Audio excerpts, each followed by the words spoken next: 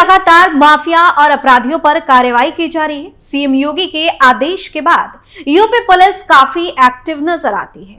राज्य में कानून व्यवस्था को मजबूत बनाए रखने के लिए सीएम योगी अधिकारियों के साथ बीच बीच में बैठक भी करते रहते हैं। इस दौरान अच्छे काम करने वालों को शाबाशी मिलती है तो लापरवाही बरतने वालों के खिलाफ एक्शन भी लिया जाता है।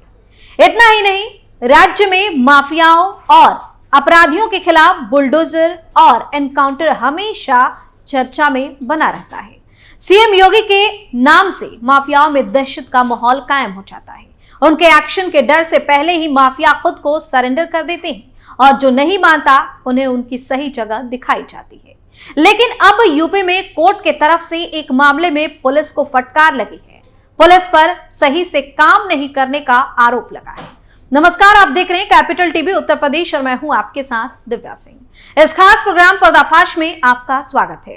पर्दाफाश में आज बात होगी एसपी को लगे फटकार की, कोतवाल को मिले नोटिस की और भगौड़े अमरमणि त्रिपाठी पर सख्त हुए कोर्ट की। तो चलिए शुरुआत करते हैं। कोर्ट ने कोतवाल को दिया नोटिस, एसपी साहब को लगाई फटकार, भगौड़े अमरमणि त्रिपाठी पर कसा शिकंजा, बस्ती किडनैपिंग केस में बढ़ी मुश्किलें। दरअसल यूपी के पूर्व मंत्री और बाहुबली अमरमणि त्रिपाठी पर कोर्ट अब सख्त हो गया है। पुलिस को भी फटकार लगाई है। कोर्ट ने साफ कर दिया है कि अमरमणि को हर हाल में कोर्ट में पेश किया जाए, लेकिन पुलिस है कि उन्हें खोज ही नहीं रही। बता दें कि मामला 22 साल पुराने अपहरण कांड से जुड़ा है। इसमें अमरमणि मुख्य आरोपी हैं। इस केस की सुनवाई बस्ती की एमपी एमएलए कोर्ट में चल रही है, लेकिन बार बार बुलाने पर भी अमरमणि कोर्ट में पेश नहीं हो रहे। कोर्ट ने बस्ती पुलिस को आदेश दिया है कि वो अमरमणि को कैसे भी करके हाजिर कराए। इतना ही नहीं, अमरमणि त्रिपाठी के मकान पर कुर्की का नोटिस भी अब चस्पा कर दिया गया है। उन्हें भगौड़ा तक घोषित किया जा चुका है, लेकिन अमरमणि बस्ती पुलिस के हाथ नहीं लग रहे। उधर कोर्ट से लगातार तल्ख टिप्पणी हो रही है कि आखिर अमरमणि को खोजने में पुलिस सफल क्यों नहीं हो रही।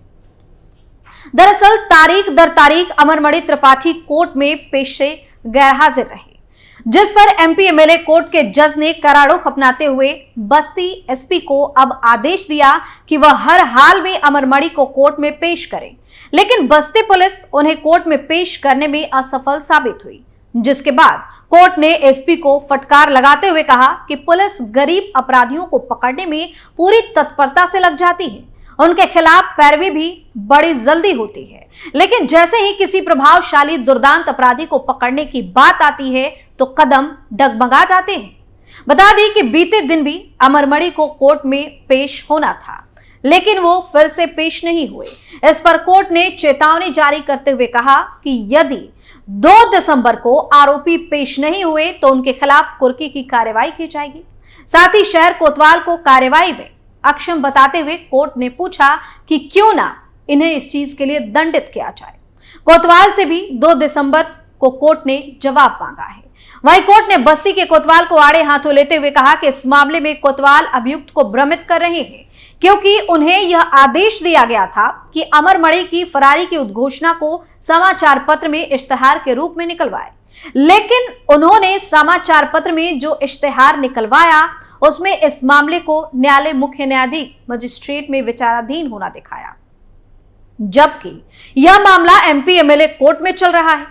इसको लेकर कोर्ट ने कोतवाल को अपने कर्तव्यों के प्रति लापरवाही बरतने का दोषी मानते हुए उन्हें नोटिस जारी कर दिया है। फिलहाल कोर्ट के आदेश के बाद पुलिस की कई टीमें अमरमणि को तलाश कर रही हैं। एसओजी भी लगाई गई है, अलग अलग ठिकानों पर दबिश दी जा रही है, लेकिन अमरमणि का कोई अता पता नहीं चल रहा है। वहीं अमरमणि के वकील ने कोर्ट से मेडिकल ग्राउंड पर मोहलत देने की याचिका डाली है, जिसे कोर्ट ने रिजेक्ट कर दिया है। कोर्ट ने 2 टूक कहा है कि आरोपी को हर हाल में पेश होना है। बता दें कि जिस केस में अमरमणि को वारंट जारी हुआ है वो केस 2001 का है। उस वक्त बस्ती कोतवाल क्षेत्र में बिजनेसमैन धर्मराज गुप्ता के बेटे का अपहरण हुआ था। बाद में व्यापारी के बेटे को तत्कालीन विधायक अमरमणि के लखनऊ स्थित घर से बरामद किया गया था। इस मामले में अमरमणि समेत आधा दर्जन से ज्यादा लोग आरोपी बनाए गए। बस्ती के एमपी एमएलए कोर्ट में इस मामले का ट्रायल चल रहा है, जिसमें वारंट जारी होने के बाद भी लगातार पूर्व मंत्री अमरमणि त्रिपाठी न्यायालय में गैर हाजिर चल रहे हैं। ये कोई पहला मामला नहीं है जिसको लेकर अमरमणि की इतनी चर्चा हो रही हो। इससे पहले मधुमिता शुक्ला मामले को लेकर भी खूब बवाल मच चुका है। दरअसल 24 साल की उम्र में ही कवि सम्मेलनों की रौनक बन चुकी मधुमिता शुक्ला मंत्री के चंगुल में ऐसी फंसी कि फिर जान देकर ही बाहर निकल पाई। यूपी की मधुमिता की हत्या में मंत्री और उनकी पत्नी को उम्र कैद तो हुई, मगर उन्हें वक्त से पहले ही रिहा कर दिया गया। लव, सेक्स, धोखा के बाद मर्डर और फिर कोर्ट की दहलीज तक पहुंचने वाले इस कहानी ने यूपी की सियासत को भी पूरी तरीके से हिलाकर रख दिया। कहते हैं कि मधुमिता एक साधारण मध्यवर्गीय परिवार से ताल्लुकात रखती थी। मंचों पर अपनी कविताओं से उसने जो नाम कमाया था, उसके बूते वह जीवन में आगे बढ़ना चाहती। इस बीच साल 2000 से 2001 के बीच मंच पर ही उसकी मुलाकात हुई तत्कालीन बीएसपी सरकार में प्रभावशाली मंत्री और पूर्वांचल के बाहुबली अमरमणि त्रिपाठी से। इसके बाद शुरू हुआ मुलाकातों का दौर। अमरमणि एक रोज अपनी मां से मिलवाने मधुमिता को अपने घर ले गया। मधुमिता का घर आना जाना बढ़ा तो परिवार के बाकी लोगों से भी उसकी नजदीकियां बढ़ने लगी। कुछ समय के बाद तो ऐसा हो गया कि उसके कवि सम्मेलनों को सुनने अमरमणि की पत्नी मधुमणि और उनके बच्चे भी जाने लगे। मधुमिता और अमरमणि में कितनी नजदीकियां थी यह तब मालूम हुआ जब मधुमिता की हत्या हो जाने के बाद सीबीआई सबूत जुटाते जुटाते होटलों के बिल्स तक पहुंची। इनमें हवाई जहाज के टिकटों से लेकर देश विदेश की यात्राओं की डिटेल्स थी। महंगे गिफ्ट्स के बिल, डायरी और खत भी मिले। यह सब कुछ दो तरफ इशारा कर रहे थे। एक, मधुमिता की किसी प्रभावशाली से करीबियत और दूसरा कि वह गर्भवती है। डायरी के इन्हीं पन्नों में एक जगह मधुमिता ने किसी को मंत्री जी कहकर संबोधित किया।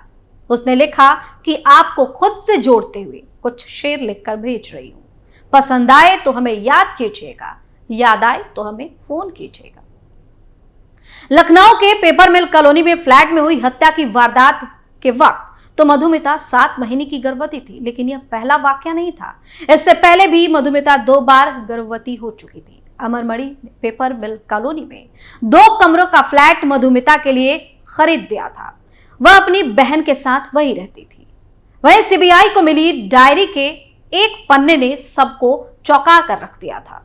अमरमणि और मधुमिता के बीच चल रहे इस चक्कर की भनक पहले राजनीतिक गलियारों और फिर अमरमणि की पत्नी मधुमणि को लगी। उसने रेकी शुरू की। साल 2001 की सर्दियों की एक रात उसे पता लगा कि अमरमणि मधुमिता के घर पर मौजूद है। मधुमणि तुरंत वहां पहुंची और मधुमिता को खूब गालियां देने लगी। किसी तरह मधुमणि वहां से लौट गई, मगर अब वह किसी भी कीमत पर मधुमिता से छुटकारा चाहती थी। मधुमणि ने अपने एक रिश्तेदार रोहित चतुर्वेदी को हत्या के लिए तैयार कर लिया। अब तक अमरमणि और मधुमिता के रिश्तों में भी कुछ तल्खी शुरू हो चुकी थी। वजह थी मधुमिता का अबॉर्शन करवाने से इनकार करना। अमरमणि बार बार मधुमिता को शादी का झांसा दे रहा था। पहले भी वह 2 बार अपना अबॉर्शन करवा चुकी थी, इसलिए तीसरी बार जब वह नौबत आई तो मधुमिता अबॉर्शन के लिए तैयार नहीं हुई। वह 7 माह की गर्भवती हो चुकी थी। यही वजह थी कि जब अमरमणि को यह मालूम चला कि मधुमणि मधुमिता की हत्या करवाना चाहती है तो वो भी तैयार हो गए। आखिरकार 9 मई 2003 को मधुमिता की हत्या 2 शूटरों ने कर दी। सरकार बीएसपी की थी और मायावती मुख्यमंत्री थी। अमरमणि इस कवायद में जुटा रहा कि उसका नाम इस मामले में न आए। पोस्टमार्टम के वक्त पूरी कोशिश की गई कि भ्रूण के नमूने न लिए जाए ताकि डीएनए जांच ना हो सके। हालांकि तत्कालीन एसएसपी अनिल अग्रवाल ने आधे रास्ते से ही डेड बॉडी वापस मंगवाई और भ्रूण के नमूने ले लिए।